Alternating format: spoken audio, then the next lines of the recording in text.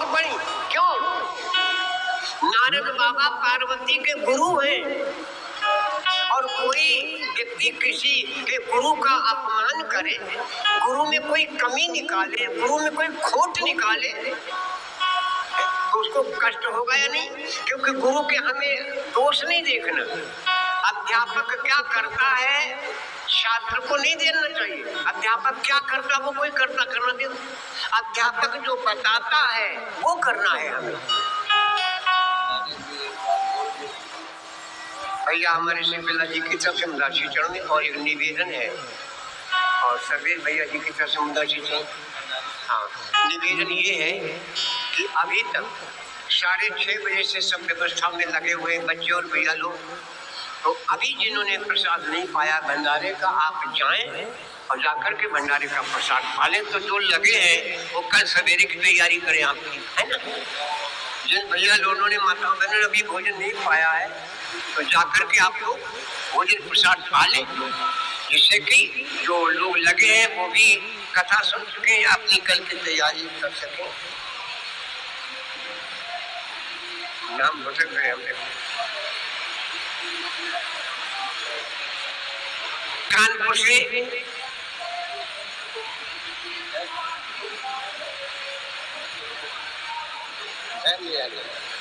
भैया हमारे कानपुर से ये भैया जी की तरफ से 11 समुद्रा श्री चरणों में बहुत बहुत धन्यवाद भैया।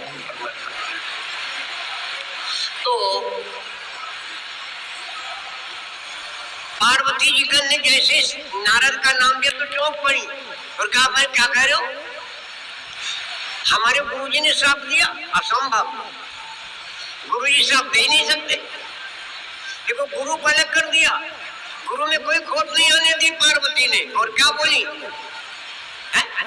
गिरिजा चकित भई सुनि बानी नाम चैल बिहारी भैया जी की तरफ से शीतलपुरवा से पास। देखो हम रात दिन नाम जानते हैं आपका और आप यहाँ आते हैं और मैं आपका नाम पूछा तो आप बड़ा भले आदमी, रात दिन संग में जानने वाले हो, हमारा नाम पूछे उसका कारण जानते हो। मैं उसमें आपके नाम पर नहीं हूँ, मैं उसमें कथा में हूँ अपनी, और कथा में होने के कारण हम आपके नाम को भूल जाते। कभी कभी आपने देखा कोई आदमी बैठा है और कोई निकल गया, कौन गया पता ही नहीं, उस समय वो अपनी धुन में है। इसी प्रकार आप इधर सामने सामने सामने आइए, पूजा जब भी चढ़ाओ सामने से चढ़ाओ। क्या नाम है भैया आपको? भैया आप इसके रसिक मुद्दा, मैंने कहा पूजा बाद में चढ़ेगी, अब बीच में नहीं आना। मैंने 2 बार बोला है ना, कथा में विधान नहीं डालो, बाद में खूब चढ़ाओ, ठीक है। और वो निवेदन जाने कहियो कि मना किया, मना नहीं किया जब घर चले जाओ, मना नहीं किया है लेकिन बाद में ठीक हुई। तो पार्वती जी ने कहा महाराज गिरिजा चकित भई सुनि बानी, नारद विष्णु भगत पुण्य ज्ञानी। नारद तो भगवान के भक्त हैं और ज्ञानी हैं, कारण कवन शाप मुनि दीना। क्या कारण है कि जो गुरुजी ने श्राप दिया, का अपराध रमापति कीना, अपराध किया भगवान ने, गुरु ने अपराध नहीं किया। तो जैसे पार्वती ने कहा कि कोई अपराध किया है भगवान ने तभी श्राप दिया, तो भगवान हंसने लगे, बोले भी हंसी महेश तब। एक होता है मुस्कुराना, एक होता है हंसना, एक होता है पीसना। जहाँ जहाँ पीसना शब्द है खतरनाक। 3 प्रमाण देता हूँ, ज्यादा से ज्यादा नहीं, 3 प्रमाण। पार्वती ने कहा भगवान ने कोई अपराध किया होगा तभी मेरे गुरुजी ने श्राप दिया है? तो बोले बिहसी महेश तब, ज्ञानी मूढ़ न होए, जय जस रघुपति करई सो दस तेजन होए। न कोई ज्ञानी है न कोई मूर्ख है, जो व्यक्ति जिसमें जैसा करता है वो वैसे ही बन जाता। भगवान जिसको जैसा बनाते वैसे ही बन जाता है। तो पार्वती ने कहा फिर कैसे बन गए हमारे गुरुजी, कैसे बन गए? तो अब ध्यान दीजिएगा, मैं बोला 3 अब आपको कारण बताएं बिहसे का। शंकर भगवान बिहसे और नारद बाबा जब गए भगवान विष्णु के पास तो बोले बिहसी चराचर राया। बहुत दिनन कीन मुनि दाया, ठीक है। और तीसरा, जब केवट ने कहा तुम्हारी कसम, तुम्हारे बाप की कसम, जब तक पैर नहीं धोऊंगा अपनी नाव पर नहीं चढ़ाऊंगा।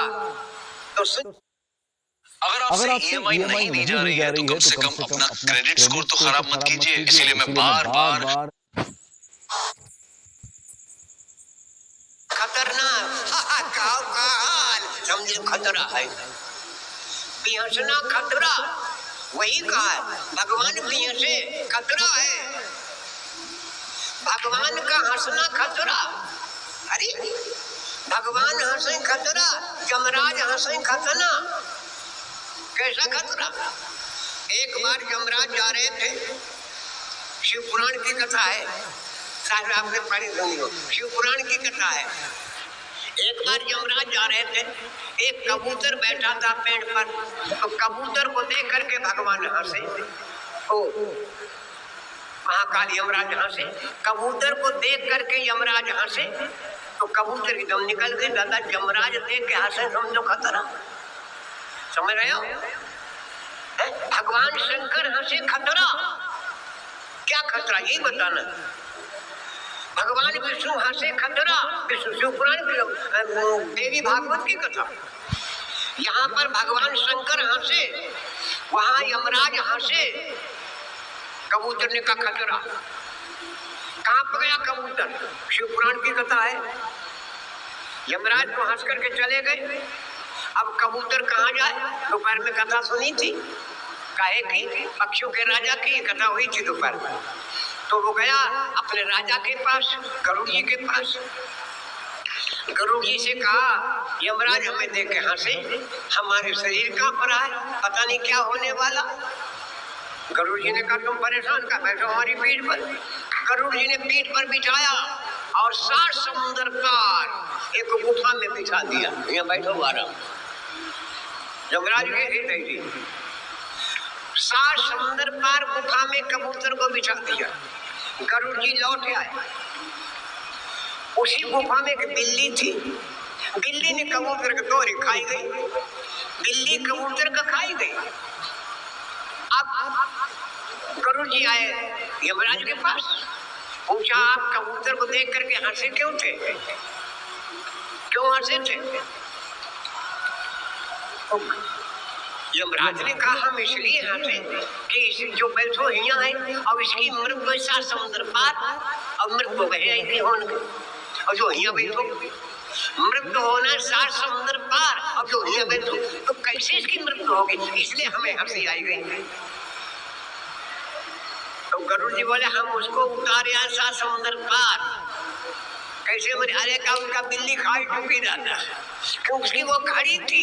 कभी कभी हम भी कहते हैं कोई दुर्घटना घट जाती, तुमका जो हुआ लेन का दो, अरे वो घोड़े लेन को वो घड़ी लेकर के गई थी।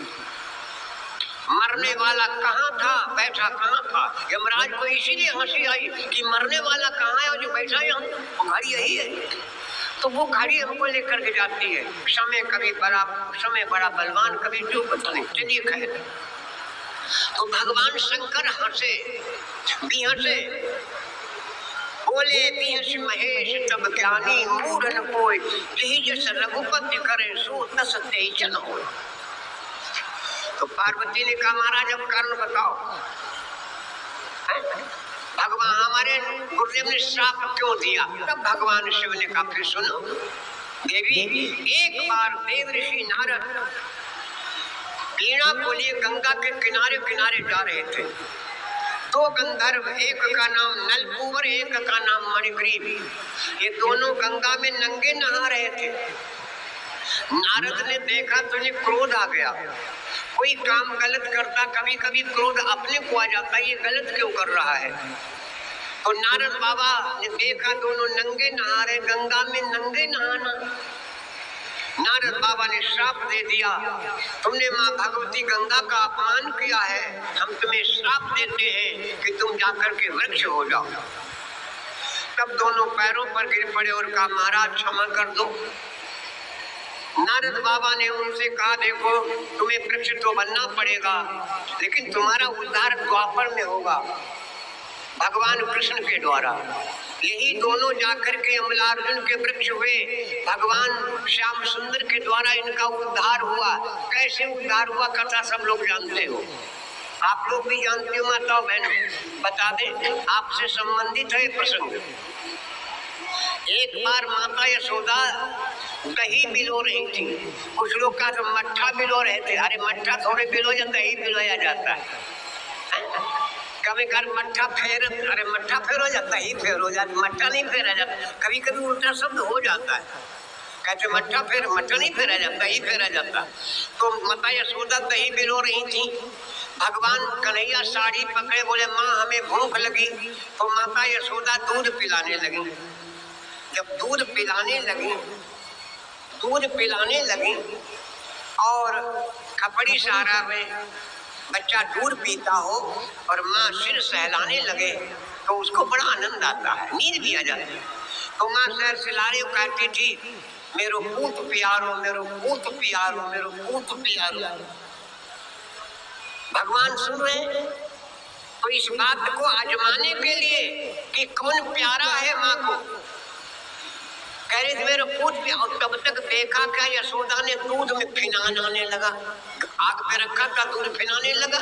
जब दूध फिनाने लगा तो पकड़ के अलग कर तो दूध संभालने लगी। भगवान ने कहा वाह भाई वाह, अच्छा आप बताओ दूध प्यारो के पूत, बताओ माता जी क्या प्यारा है पूत। यही तो भगवान ने किया है, यही तो स्पष्ट कर दिया यमलार्जुन के लिए। दूध पी रहे थे, भगवान नोच के अलग कर दिया, अपना दूध संभालने लगे। भगवान ने कहा वाह झूठ कहती मेरे दूध पियारो, हमसे ज्यादा दूध पियारो। हमको नोच के अलग दूध उठाया, पत्थर मारा, मटकिया में दही अलग, मट्ठा अलग और मक्खन अलग। तब माता यशोदा ने भगवान को ऊखल में बांधा और उसी ऊखल को लेकर के भगवान गए, वृक्षों को गिराया, नल कुंवर का उद्धार हो गया। बोलो सच्चिदानंद भगवान की